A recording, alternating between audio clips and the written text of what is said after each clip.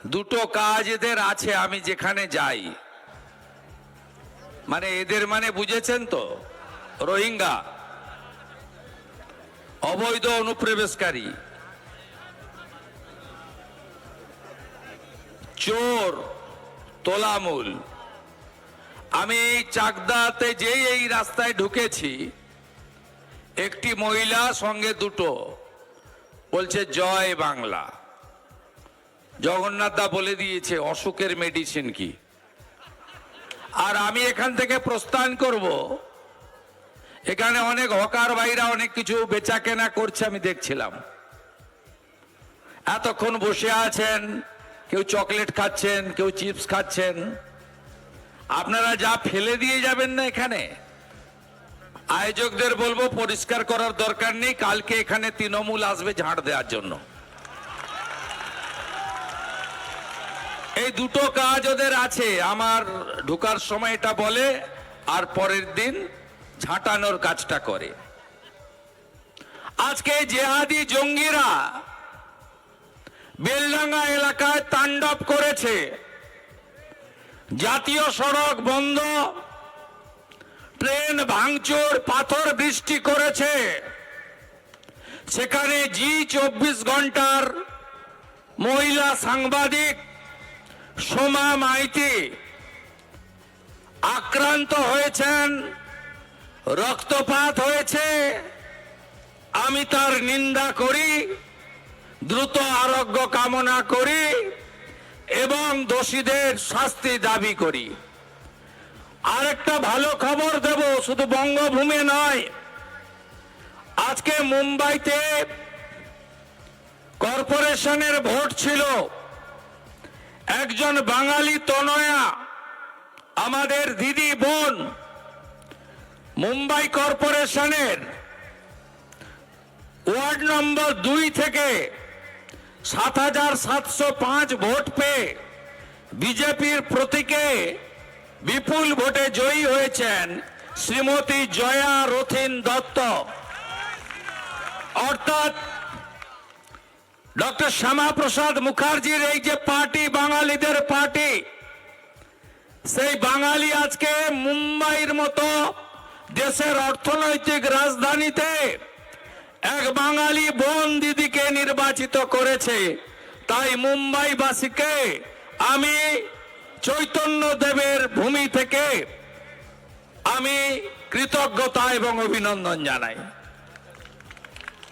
আমাদের যারা নীরবে কাজ করেন, ভোটের জন্য কাজ করেন, তাদের নাম আমরা সাধারণত সামনে বলি না এবং এরা মঞ্চে উঠতে চায়ও না, নিচেই দাঁড়িয়েছিলেন। আমার ভাই বিশালগড়ে একদম বিরোধীদেরকে সাফ করে দিয়েছেন ত্রিপুরা যুব মোর্চার সভাপতি বিধায়ক সুশান্ত দেব। ওর প্রচারেও আমি গেছিলাম। আমি ভাইকে অভিনন্দন জানাই এবং তিনি আমাদের একজন বাঙালি তরুণ নেতা, তাকে স্বাগত জানাই। আমি ব্যক্তিগতভাবে, আমি নাম বলছি না, আমি রাজ্যের 3 জন মন্ত্রীর সঙ্গে কথা বলেছি উত্তর 24 শ্রমিকদের নিয়ে। বলেছেন দেখছি, কেউ বলেছেন এক্ষুনি সিএস এর সঙ্গে কথা বলো। আমি ফোন করেছি, কেউ পাশে এসে দাঁড়ায়নি, ব্যবস্থা করেছি। আপনি যদি কারোর যদি কোনো প্রশ্ন থাকে তাদের কাছে যান। পরিযায়ী শ্রমিক নিয়ে বাংলায় কথা বলছেন, একবার দিল্লি, মুম্বাই, যেখানে যেখানে আছেন, তামিলনাড়ু, কেরল, অবিজেপি শাসিত রাজ্য, সেখানে দেখুন। কর্ণাটকে তো বললো আবার কে যেন বাংলা বলার অপরাধে পিটিয়ে মেরেছে, তা আমরা কি করতে পারি? এগুলোও তথ্য ঠিক নয়। অবিজেপি শাসিত রাজ্য সবচেয়ে বেশি কোথায় রেড হয়েছে? অবিজেপি শাসিত রাজ্য তামিলনাড়ুতে। সবচেয়ে বেশি পরিযায়ী শ্রমিকের খোঁজে কাছে তাদের আইডেন্টিটি কার্ড কোথায় চেক করা হচ্ছে? কেরলে। কারণ কেউ, কোনো রাজ্য তাদের আভ্যন্তরীণ নিরাপত্তার সঙ্গে সমঝোতা করতে রাজি নয়। আর হচ্ছে না। আগামী 2 দিন প্রধানমন্ত্রী আসছেন রাজ্যে, তিনি বেশ কিছু প্রকল্পের উদ্বোধন করবেন, ভলিউমে প্রায় 4,000 সাড়ে 4,000 কোটি টাকা। মুখ্যমন্ত্রী মমতা বন্দ্যোপাধ্যায়ের অভিযোগ যে ভোট আসছে, সেই কারণে এই জন্য ভোটের উদ্বোধন করতে মানুষ তো শুনছে ওনার বক্তব্যটা। নরেন্দ্র মোদী ট্রেনের উদ্বোধন করে দিচ্ছেন, 12টা ট্রেনের।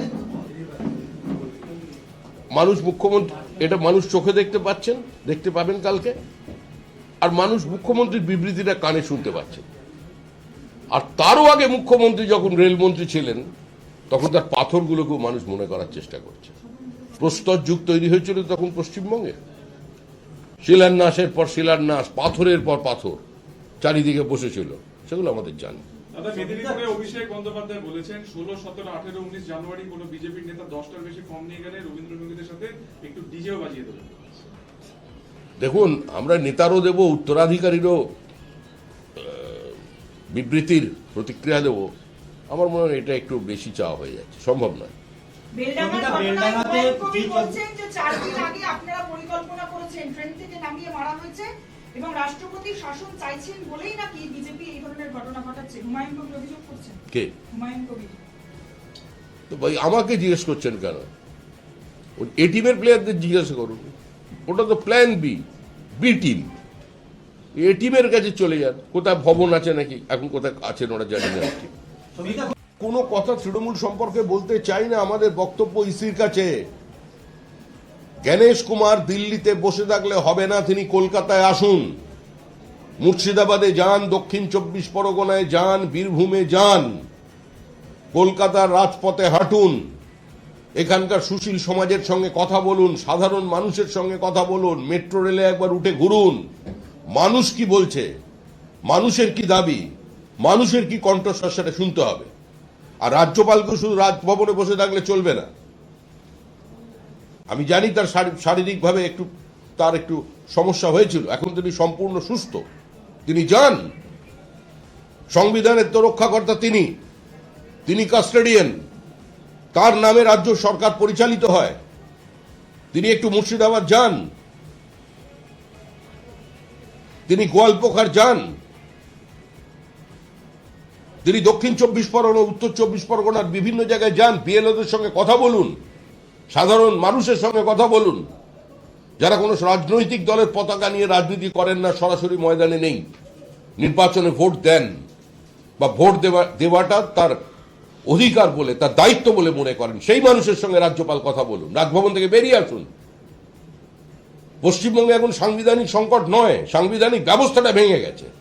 আর সাংবিধানিক ব্যবস্থা যখন ভেঙে যায়, যখন সুপ্রিম কোর্টও বলছে এখানে সংবিধান এখন প্রশ্ন চিহ্নের মুখে, যে ভাষায় কালকে সুপ্রিম কোর্ট পুরো পরিস্থিতিকে ব্যাখ্যা করেছে, তারপরে রাজ্যপাল রাজভবনের মধ্যে তাকে আবদ্ধ থাকলে চলবে না, তাকে বেরোতে হবে রাস্তায়। রাজনৈতিকভাবে আত্মহত্যা করতে চাইছে কিনা আমাদের জানা নেই, কিন্তু সংবিধানের যারা রক্ষাকর্তা, যারা কাস্টোডিয়ান আছেন, এটা মানুষের কথা, তাদের কিন্তু চিন্তা ভাবনা করার সময় এসেছে। আমাদের ভিডিও ভালো লাগলে লাইক আর শেয়ার করুন, কমেন্ট সেকশনে গিয়ে জানান আপনাদের মতামত। আরও ভিডিও পেতে আমাদের চ্যানেল এখনই সাবস্ক্রাইব করুন এবং প্রতি মুহূর্তের খবরের আপডেট পেতে প্রেস করুন বেল আইকন।